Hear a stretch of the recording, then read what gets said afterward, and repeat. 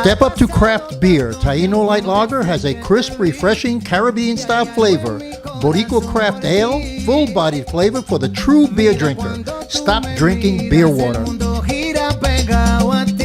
Taino Craft Light Lager and Boricua Strong Craft Ale. Feel the rhythm and come up to craft beer. Hola Florida, introducing Boricua Beer and Taino Light Beer. Boricua and Taino Light are crafted beers that are rich in flavors and brewed right here in Florida. Taino beer has a crisp, refreshing Caribbean flavor style when enjoyed chilled. Boricua beer is a craft ale with full body flavor that is a beer drinker's beer. Boricua and Taino Light Beers. Enjoy responsibly.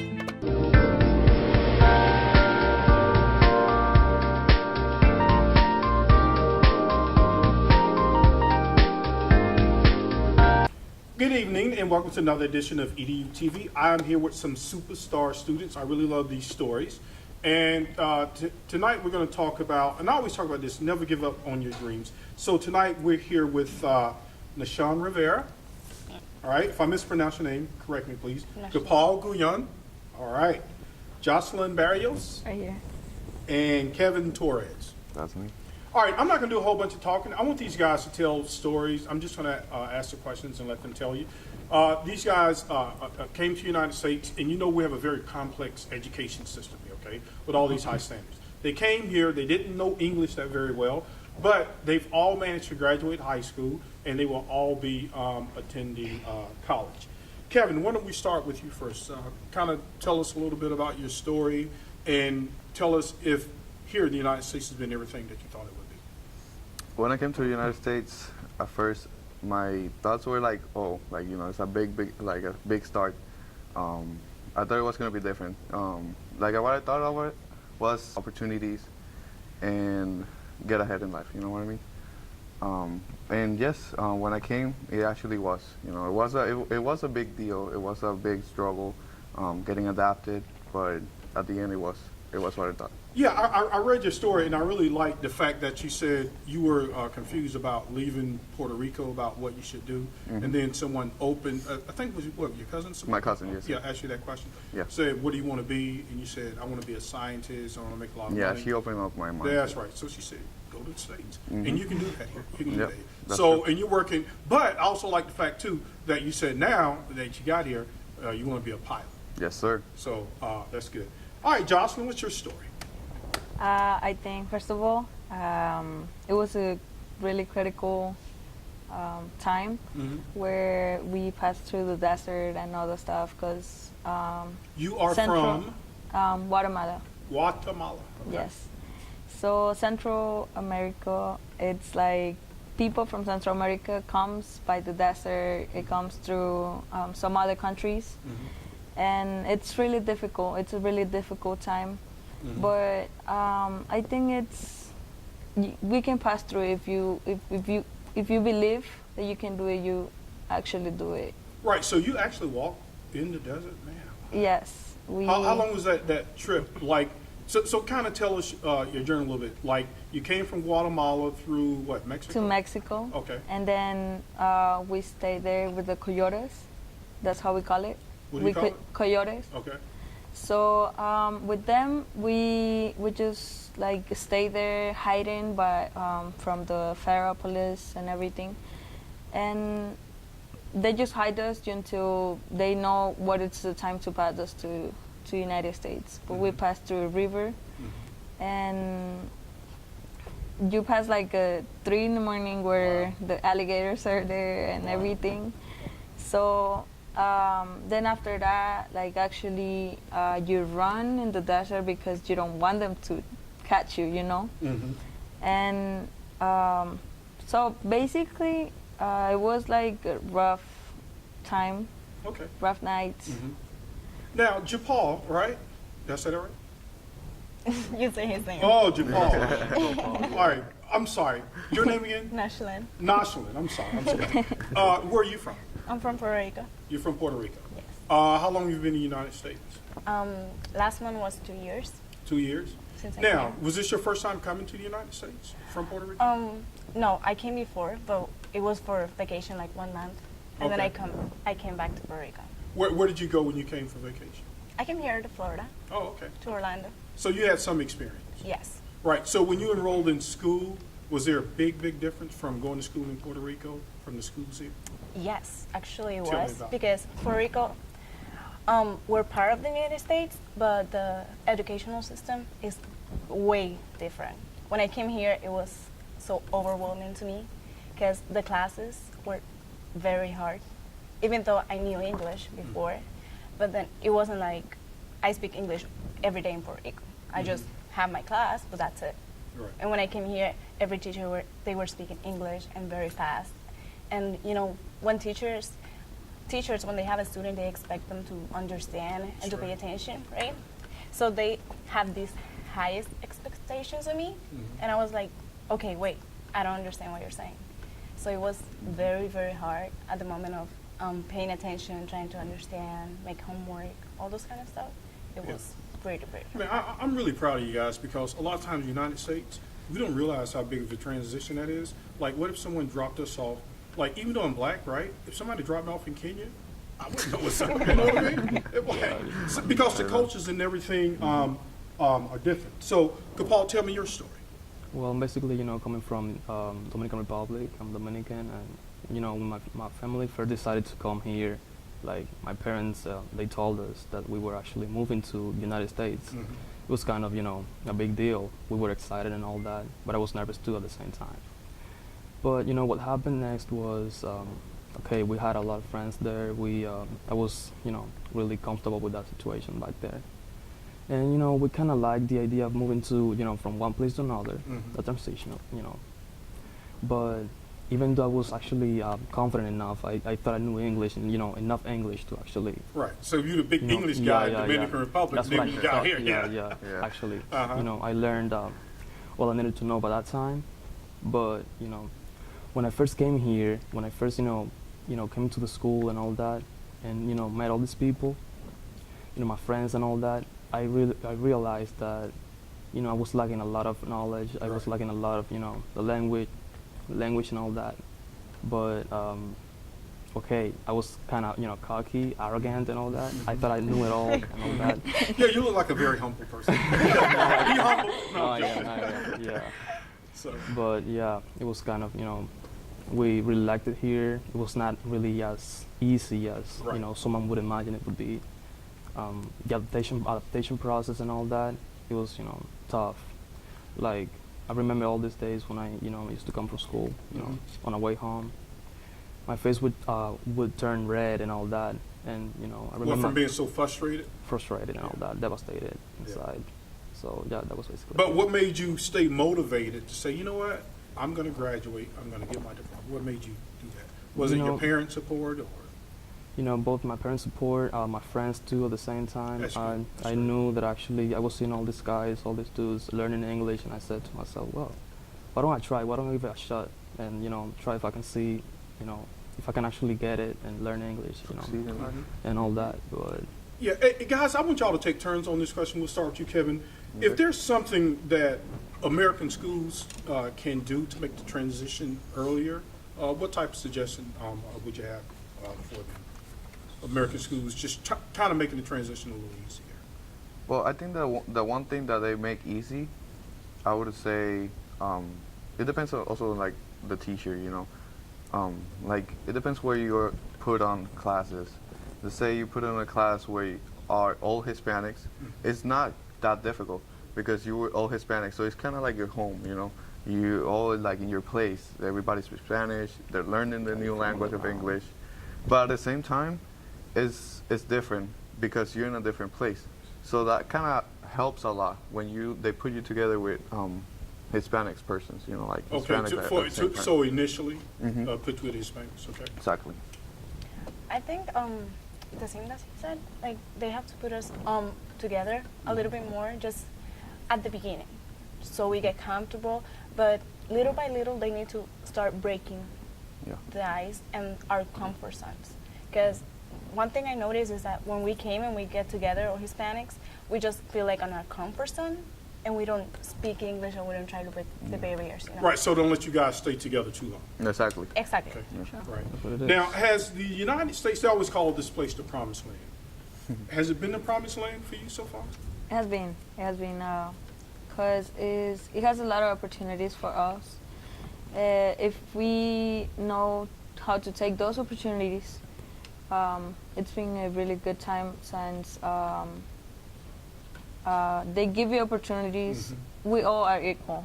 Right. Because it doesn't matter if we came from another country or from another land, you didn't born here, we're not going to let you keep doing college, you know? Right, and that's one thing I like about the United States, that even, you know, if you're rich, poor, black, white, whatever, it's really up to you. Exactly. That's right. Because sometimes you'll see kids and they'll make all these excuses. I'm like, you can't. True. I mean, because I always say this thing, right? Yeah. So the bus, it'll pick you up. They'll give you some books. By the way, folks, they wrote a book called Coming to America. So it's a really great read. It tells about the journey here. But getting back to American school, so the bus will pick you up, right? They give you free books. They give you free teachers. They'll give you a free backpack if you don't have. Exactly. So That's like, right. you got to do Yeah. something, right? Yeah, Don't you yeah. think? They even give you internet and computers. That's right, that's right. Would you guys have had those experiences? Well, why Puerto Rico has computers? Would you all have had all these technological experiences had you not been here? I mean, in our countries and all that. Yeah, Yeah. of course. Yeah, we do have, you know, like at least as my example in Puerto Rico, and maybe hers too, you have computers, you have internet, but not in the schools. Not all the schools have internet. Right. It depends also the school, like what region of Puerto Rico you're from. Let's say if you're from the south, well, at least I'm from the south of Puerto Rico, Ponce. You do have computers, but it's just limited to some things, and they're like the old type sometimes. But how would you decide who got a chance to use computers? The teachers will give us turns. There will be like certain amount of computers, Oh. and then some will be on the computer, some will be just reading a book. You know, it's just all about that. And there's also not like the high quality of programs. There's different programs. You know, it's like kind of like more, how you would call it, not Just as basic, advanced. Yeah, not as advanced. Yeah. exactly. Right. No Facebook and Amazon. No, yeah. All right, let's go down the road. Let's see. I'm going to say, I guess, what's your favorite thing and what's one of the worst things? My favorite thing from And we have about 2 minutes, so don't be too long. One of your favorite thing and one of the worst things from your experience coming to school in the United States and where you are now. my favorite thing actually is like the teachers, the way they actually introduced me to the school, their friendliness and all that. Also my friends, they actually helped me a lot through the process. What's your worst? My worst, discrimination and all that. Discrimination? You That's a can't whole nother feel- show. Hold that thought. Yeah. But no, I'd like to have you back for that. No, that's good. Yeah. Best thing, My- worst thing. My best thing, my favorite thing will be coming to a place where I can have opportunities, where I can Okay. get ahead. All right, worst thing? My worst thing, I would say, like that, like the discrimination, being a Okay. Hispanic. Okay.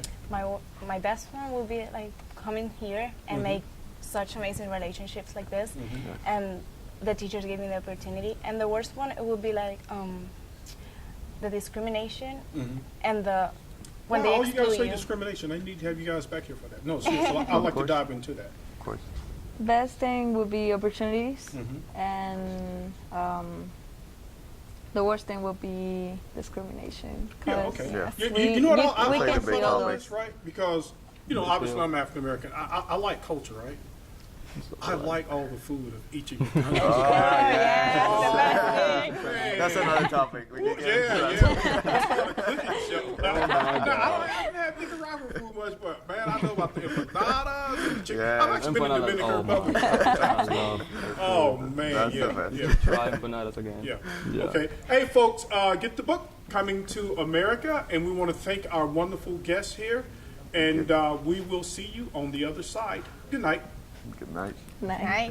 Hola Florida, introducing Boricua Beer and Taino Light Beer. Boricua and Taino Light are crafted beers that are rich in flavors and brewed right here in Florida. Taino beer has a crisp, refreshing Caribbean flavor style when enjoyed chilled. Boricua beer is a craft ale with full body flavor that is a beer drinker's beer. Boricua and Taino Light Beers, enjoy responsibly. Welcome back to EDU TV. I'm your host, Greg Perkins, and I am here with one of my favorite educators, Dr. Trisha Travis. How are you, Dr. Travis? Hello, I'm great. All right, and we are going to talk about celebrity educator. A lot of times, educators are not celebrated, but Dr. Travis is always out and about doing what she can to make teachers feel good about what they do and who they are. Dr. Travis, celebrity educator, tell us about it, and then I want you to tell us about the upcoming conference. Okay. Hi, everyone. The Celebrity Educator organization is a nonprofit organization that supports, honors, empowers, and celebrates school and community educators nationwide. We have an event coming up October 28th of this year. And guess where we're going to be? Where are you going to be? Universal Orlando Resort. And what is the theme going to be, Dr. Travis? Salsa and education. We're so excited. I've participated in the planning of your conferences, and I know you do a great show. So what are some of the advantages of being part of Celebrity Educator? I know it gives educators a chance to come together, but you guys have workshops and things too, correct? Yes, we do. And this year we're partnering with Universal Orlando, and we're going to offer a class for the educators where they can receive a certificate at the end. There's a program called STEAM. Science, technology, engineering, the arts, and mathematics. Okay. Can you believe that we're going to go visit Kong? You know what? Actually, that's an interesting thing, because if it's STEAM, they added the arts to it, right? Yes. And when you go to Universal, it's all of those things. Yes, it is. Because you have the roller coasters, which is engineering, Yes. and then you have the shows, which is the arts and the math and all that stuff. So that's pretty interesting. Yeah, so, we're going to learn about that. Yeah, that's cool. That's really cool. It's a go great ahead. it's a great opportunity for the educators to be able to go and experience what their students would experience if they were to bring them back out for a field trip. So that we're actually going to get a chance to see how the mathematics is used and constructing how the ride is built and everything. So you ever heard when students say, well, why am I taking this class? Exactly. What's it applicable to? Well, guess what? When you come to Universal Orlando Resort and actually go to Islands of Adventure, you're going to find out how mathematics is applicable in this process. Right, and you better be very exact with that math, because if those roller coasters or anything off, that could spell disaster. That's right, they could crash. But it's also up to the teachers to teach the kids how relevant those subjects are too, right? Absolutely. So we're actually going to, as a part of the conference, have the educators go out and learn about STEAM through the Skull Kong ride, and then after that, we're going to have an award ceremony for the educators. Oh, okay. Now, how long is Celebrity? I know you have national celebrity educators, but tell me about the organization and its origins and how you got involved in it. Well, I'm a former first grade elementary school teacher, and I just recall many years ago, probably about 20 years ago, where you can't have every teacher in the school be teacher of the year. It's almost impossible. A lot of teachers retire before they're even recognized or celebrated. So with Celebrity Educator, people from the community or from other states can actually go to the website for Celebrity Educator. What's your website? www.celebrityeducator.com. And they can actually nominate an educator. And this year, we have a super fantastic theme called Salsa for Education. So if you know of a Latino or a Latino educator out there who has done a phenomenal job with helping students be successful in education, please go to our website and nominate them. And we're not limited to just one ethnicity. You can nominate anyone, any ethnicity. That's good. That's good. So now, how do people find out about you guys? Because if this year's theme is salsa, So do you all partner with like maybe the national, what is the Hispanic Chamber of Commerce? Like, do they know about this? They will know about it right now as we speak. See, I am so full of ideas. Yes, you are.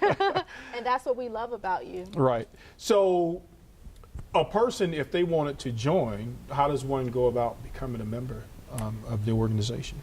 Well, through nomination, or you can just you can email me from the website and say you'd like to become more involved with our process of planning and recognizing educators. We actually collaborate with local businesses to help make these honorary celebrations possible. Oh, okay. And who are some of the businesses that give you support? This year is Central Florida Lincoln of Orlando Car Dealership. They actually help with all of the awards for the educators. That's great. Now, did you know that we're going to be on the property of Universal Orlando Resort for the entire day for celebrity educators? The entire day? The entire day. You get a free room or something? Aren't you going to get tired at some point and need to go take a nap? I wish. I'm working towards collaborating with hotels in the future who would actually provide that recognition for an educator, but yeah. we're going to just basically provide a STEAM class, and then they'll go to Antojitos, which is a Mexican restaurant. Oh, okay. And we're going to have some entertainment for them, some delicious food. Do you like Mexican food? I do like Mexican food. Yeah, I do. I do. It's not my favorite, but I do like it. I love it. You love Mexican food? Yes, and we have an excellent menu for our educators. And after that, after they eat and they receive their award recognitions and they dance a little bit with us, we are going to give them access to 2 of the theme parks at Universal. Wow. After that same day, or can you bring the ticket back and use it? No. Because you guys are going to be tired. No, actually we won't, because everything is going to go so quickly. We've been doing this for 5 years. Oh, okay. And so everything's going to go by so fast. And we actually partnered with Universal last year for the first time, and we didn't have any problems with being tired after our class and then going into the park. Teachers are used to long schedules.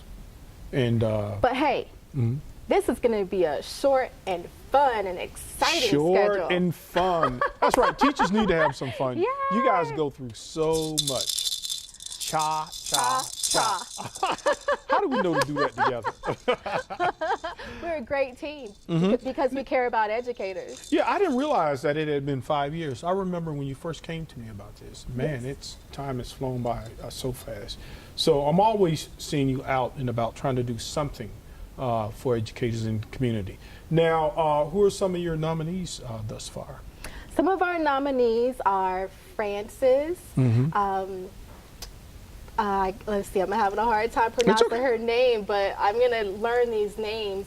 But yeah, her last name is Frances Jo Harris. And then we have Rosie Morris. And a lot more people. And all these people are affiliated with education in some type of way? Absolutely, yes. Some work for Orange County Public Schools, some work for Miami-Dade Community Schools, some are even out of the state in Georgia. We have one of our former celebrity educators, his name is Cornelius George, he's a comedian. He was our host last year, and he's actually coming back, and he's been actually nominating some of the Latino educators for this upcoming event. Oh, okay. All right, so this is a national organization, or you guys are across the 50 states. Is this done in each state, or you guys have different regions? How does it work? Well, how it works is anyone from any state can pretty much nominate someone from any state. But each state has its own chapter? Yeah. No, not each, not yet. Is that another idea? Yeah.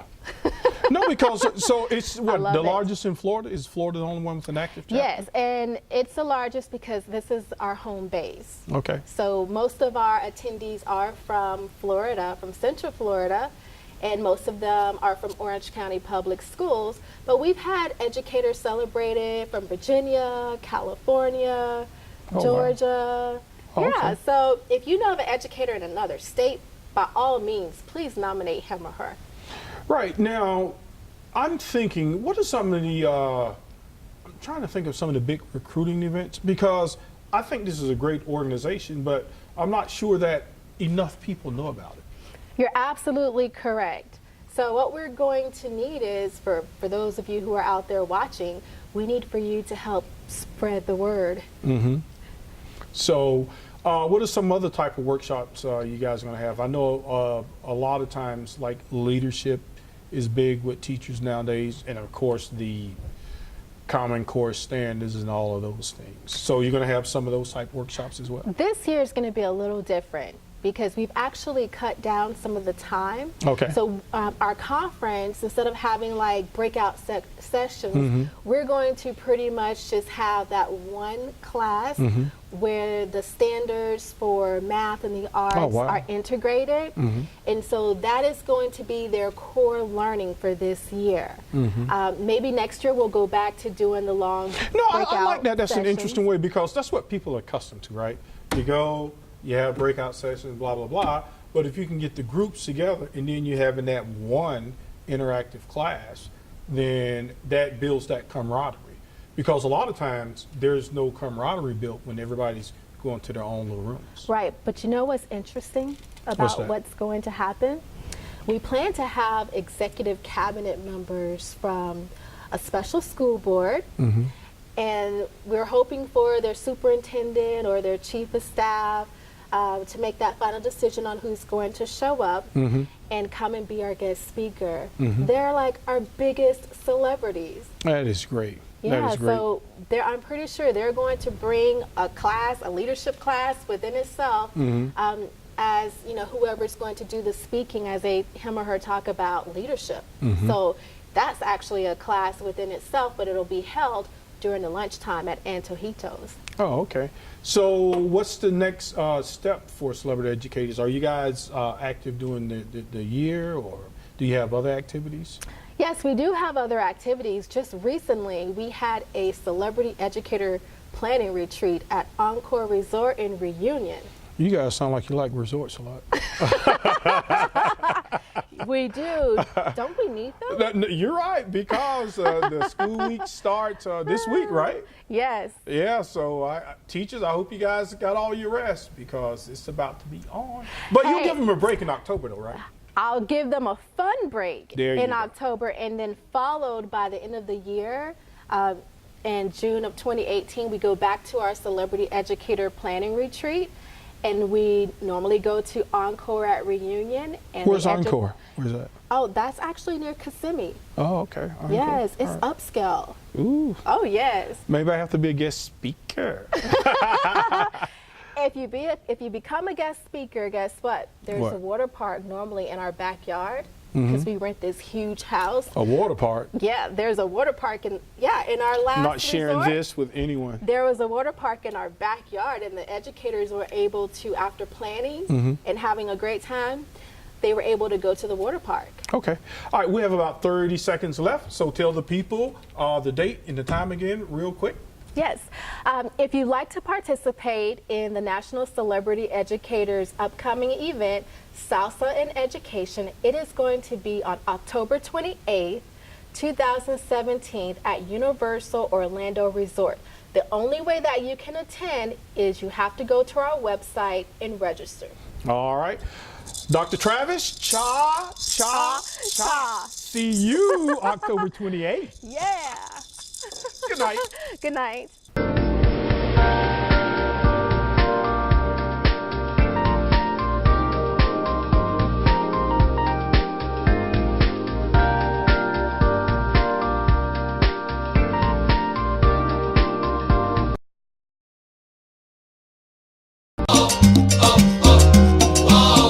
Esto es amor de verdad, nadie lo puede dudar. Step up to craft beer. Taino Light Lager has a crisp, refreshing Caribbean-style flavor. Boricua Beer Craft Ale, full-body flavor for the true beer drinker. Stop drinking beer water. Taino Craft Light Lager and Boricua Strong Craft Ale. Feel the rhythm. Step up to craft. I am for the child who's had 7 addresses in a single year because she's in foster care. Because her father abused her. And her mother couldn't believe her. She is the child I am for. I am a volunteer child advocate. I am you. Florida residents call toll-free 866-341-1425.